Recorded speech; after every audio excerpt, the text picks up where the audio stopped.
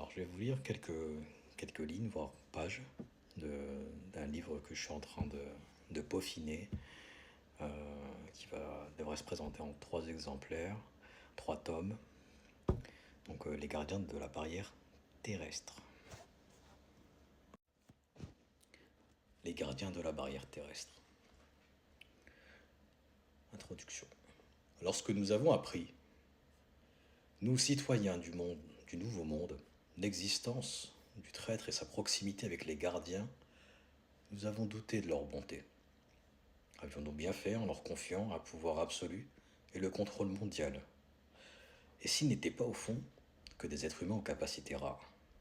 Ou pire, imaginez qu'ils nous aient manipulés depuis le début, et si c'était eux les trois, et s'ils étaient coupables de ce qu'ils condamnent. Extrait de tracts d'opposants au nouveau gouvernement mondial. Ils nous ont sortis des ténèbres. Ceux qui sont assez vieux pour témoigner peuvent rapporter ce qu'ils ont vu des trois. Les gardiens sont leur inverse. Longue vie à eux. Ils sont le rempart le plus solide et la solution pour faire face à l'armée de Molas. N'ont-ils pas respecté leurs paroles lorsqu'ils nous assuraient qu'avec notre confiance, ils œuvreraient pour nous faire retrouver notre vie d'avant la période obscure? Extrait de tract de sympathisants au nouveau gouvernement mondial. Chapitre 1. La barrière s'effrite, je sens l'odeur de mes terres. Vous ne le savez peut-être pas, mais quand votre ancêtre le plus lointain est né, j'avais déjà vécu l'équivalent de 10 de vos vies modernes. Je vous observe depuis ce temps. Vous m'avez par bien des manières surpris au cours de ces millénaires. Mais je n'aurais jamais cru que le retour de mon règne rimerait avec l'arrivée de l'un de mes descendants, et encore moins que celui-ci soit un hybride de nos espèces. Je ne pensais pas ça possible avant. J'ai toujours vécu comme s'il n'y avait pas de lendemain. Mais contrairement à vous, je pouvais me le permettre jusqu'à cette naissance. Vous vous demandez sûrement si cette naissance m'a ébranlé.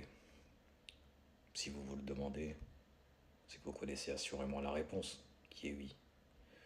Outre le fait que cela était supposé être impossible, je sens au fond de moi un profond changement qui me déplaît. Est-ce que c'est cela, devenir humain? Que dois-je faire?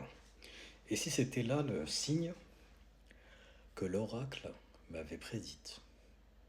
Et si les portes de mon royaume allaient se réouvrir? New York, 1963. Salomon, m'entendez-vous? Oui, j'étais dans mes pensées, Pascal. Voulez-vous en parler? Je doute que vous puissiez m'aider. Vous me prendriez pour un fou. Mais après tout, c'est pour savoir si je le suis que je vous paie si cher, dit Salomon en esquissant un petit sourire. Ce que vous payez, c'est un service, Salomon. Mais vous savez que si vous ne communiquez pas, le service ne sera pas à la hauteur du prix. Il est vrai. Parlons donc. La personne qui vous a demandé de me prendre comme patient, celle qui m'a conseillé de venir vous voir, va malheureusement être victime d'un grave accident. Le point positif, c'est qu'elle ne m'a pas menti. J'ai rencontré des milliards de personnes probablement. Vous êtes différent. Vous me prédisez donc que le président va subir un grave accident? Oui, mon ami John. Je lui faisais confiance. Je lui ai parlé de mon plan. J'ai été franc avec lui. Mais il n'a rien trouvé de mieux à faire que de me trahir. Vous savez, il m'a demandé de venir vous voir, car il pense que je suis fou. Mais la vérité, c'est que je suis trop puissant pour qu'il fasse quoi que ce soit contre moi. Voilà la motivation de cette méthode. Cette méthode? Il a l'intention de dénoncer un plan. Celui-ci fut planifié bien avant la naissance du père de votre arrière-grand-père. Je ne peux laisser faire cela. D'autant plus qu'il en connaissait les esquisses, avant son élection. Enfin, pour la partie qu'il concerne. C'est bien pour cela qu'il fut élu. Sans ça, il serait sûrement sénateur ou maire. On peut dire que je lui ai accordé une jolie avance sur salaire, hein, pour un travail qu'il refuse maintenant. Le litige étant dans le fait qu'il a consommé ce qui était son dû, hein, en prêtant serment. Mais devinez quoi? 3 ans maintenant. Et je n'ai pas reçu mon dû. Au contraire, on veut me le ôter, moi, qui lui ai offert cette carrière. Ses parents en seront témoins. Le moyen le plus rapide pour le faire taire est un accident bien placé entre l'hémisphère gauche et le droit. Une balle en pleine tête, si j'ai bien compris. Ah, imaginez Pascal, celui qui nous gouverne tous nous a pourtant donné la capacité d'imaginer. Dit Salomon, en usant de 2 voix. Celle d'Antonio Pavarotti, puis celle de Maria Callas. Le plus étonnant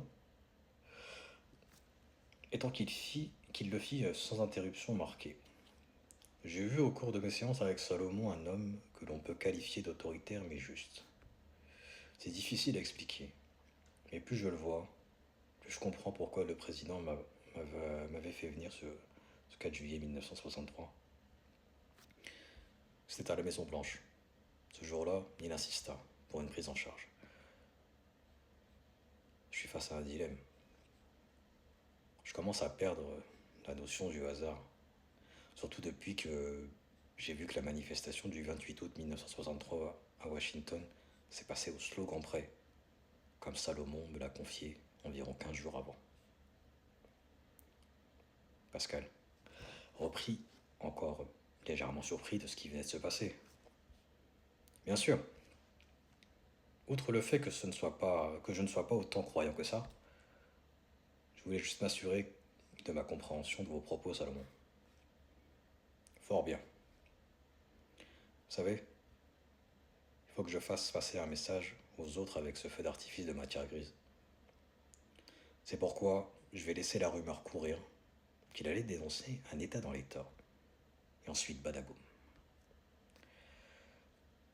Si les autres voient le président du pays le plus puissant se retrouver dans cette situation, que vont-ils penser, à votre avis, Pascal? Je pense qu'il réfléchirait à 2 fois avant de vous trahir. Perfecto. Mais je vous connais très bien. A contrario, d'autres pourraient vouloir me nuire encore plus. Avec eux, je dois être sournois. Je ne veux pas vraiment être craint. Ce que je veux, c'est être compris. Le chaos sera peut-être la clé. Il faut que je vous parle d'une chose, d'un rêve récurrent. Dans celui-ci, j'étais roi, d'un royaume où le chaos dominait.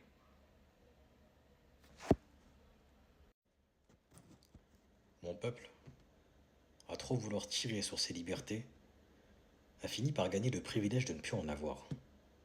Je n'ose même pas imaginer ce qu'ils sont devenus. Je sais qu'ils vivent encore. Étrangement, depuis ce songe, j'entends souvent la terre gronder la nuit.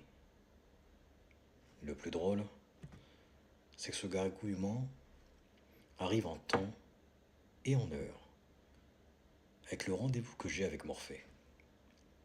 Si ce n'était pas qu'un simple rêve, je pourrais prétendre qu'ils savent peut-être ce que je prépare.